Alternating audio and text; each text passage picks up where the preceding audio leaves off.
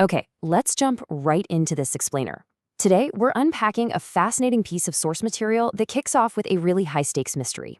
We're talking about a highly classified leak regarding the self-defense capabilities of Air Force One. Now, what makes this so incredibly compelling is the timing. This leak happened right during a period of renewed hostilities with Iran, meaning it directly threatened the security of the president. But as the source material points out, to actually figure out the who behind this leak, we first need to dig into a much deeper why. The timeline here is absolutely crucial. Just before a presidential trip to Anchorage, the New York Times published this deeply sensitive information. And according to the source, they went ahead and did this despite explicit warnings from the FBI to hold off. So what was the immediate fallout? Well, on July 11th, the Department of Justice stepped in. U.S. Attorney Jay Clayton actually issued subpoenas to 4 New York Times reporters, and a federal grand jury was convened to track down the source of this major national security breach. But the source material makes a really interesting argument here. This isn't just about a single rogue whistleblower.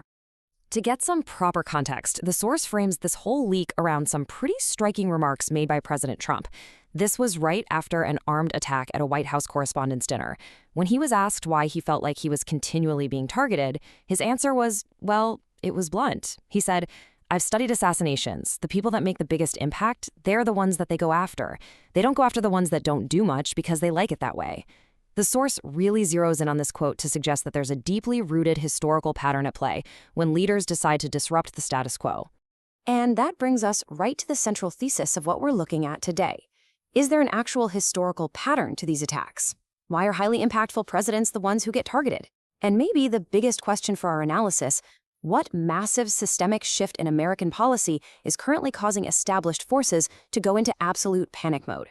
According to the source, the answer to that is buried under more than a century of forgotten economic history. Tracing this all the way back to the 19th century, the source connects the current administration to 2 specific historical figures, Abraham Lincoln and William McKinley.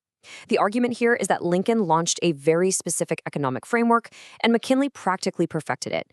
And, tragically, both were assassinated.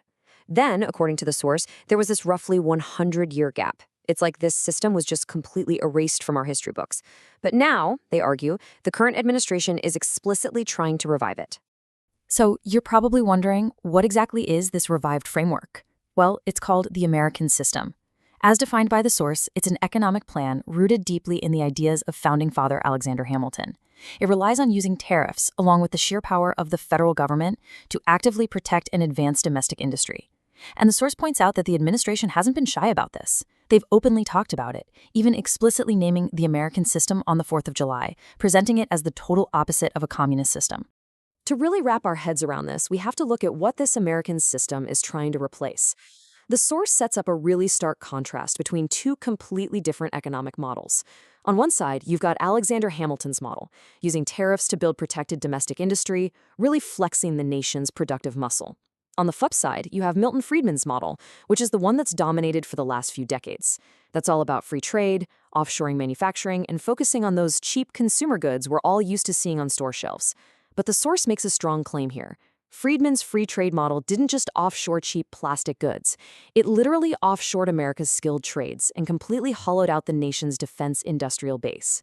Now, moving away from Milton Friedman's model has sparked a massive factional dispute, especially on the political right. Just look at the differing opinions. J.D. Vance is out there calling this Hamiltonian tradition the absolute future of American conservatism. But then you've got conservative commentator Mark Levin pushing back hard, defending Friedman and labeling Hamilton's approach as socialist light. Meanwhile, David McIntosh from the Club for Growth is trying to argue that Hamilton was actually a secret free marketeer all along. I mean, they are all just scrambling to figure out how to categorize this massive paradigm shift.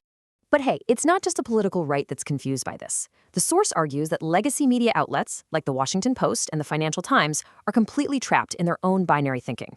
They view economics strictly as this giant tug of war between big government socialism on one side and no government free market capitalism on the other. So when they see an administration actually wanting to use federal power to protect American industry and workers' wages, which is exactly what the American system does, they automatically mislabel it as socialism. The source claims that ignoring the nuances of the American system has essentially been part of their business model for over a century. All right, let's step away from the abstract economic debates for a second and look at the physical reality on the ground, because this is where the source's argument really hits hard. They argue that abandoning Hamilton's model for pure free trade has had disastrous real-world consequences. We are talking about the mass offshoring of skilled trades, the dangerous hollowing out of defense industrial production, empty welding bays from coast to coast, and ultimately, a highly vulnerable national security. The raw numbers bring this crisis right into sharp focus.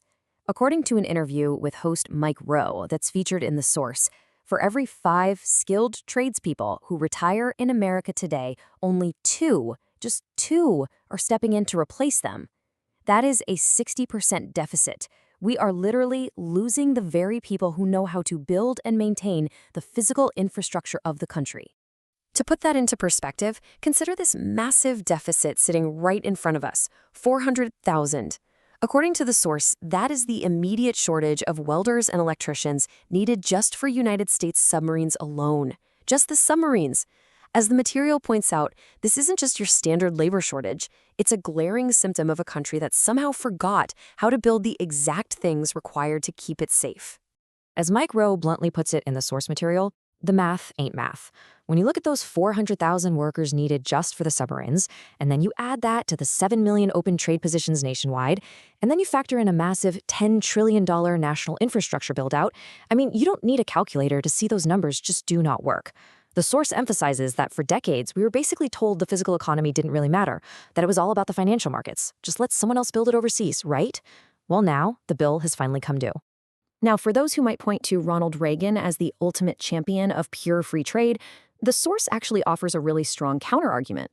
They note that Reagan didn't actually build the strongest military on earth using purely free trade policies.